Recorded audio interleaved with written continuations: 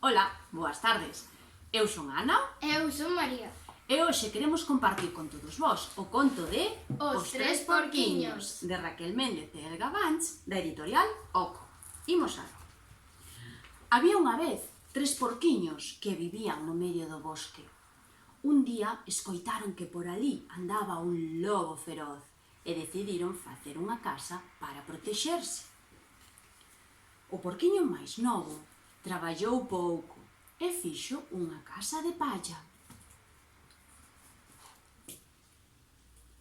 O porquiño mediano, que traballou máis, fixo unha casa de madeira. E o porquiño máis vello, que traballou moito, fixo unha casa de ladrillo. Ao cabo dun tempo, o lobo chegou á casa do porquiño máis novo e petou na porta. Abre, porquiño, que te quero ver.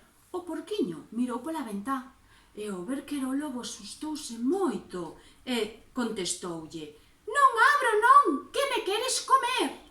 Pois se non abres, soprarei e soprarei e a casa derrubarei. E o lobo soprou.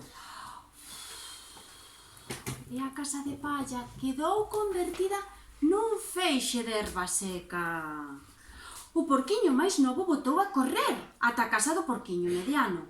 Entre os dous pecharon portas e ventás. Ao pouco chegou o lobo e petou na porta. Abride, porquiños, que vos quero ver. Os porquiños miraron pola ventá e ao ver que era o lobo contestaron: "Non abrimos, non, que nos queres comer." Pois se non abrides, soprarei e soprarei e a casa derrubarei. E o lobo soprou. E soprou. E a casa de madeira quedou convertida nunha morea de paus. O porquiño máis novo e o porquiño mediano fuxiron ata a casa do porquiño máis vello. Entre os tres pecharon portas e ventás. Ao momento apareceu o lobo. Abride, porquiños, que vos quero ver. Os porquiños miraron pola ventá e ao ver que era o lobo contestaron: "Non abrimos, non, que nos queres comer." Pois se non abrides, soprarei e soprarei e a casa derrubarei. E o lobo soprou.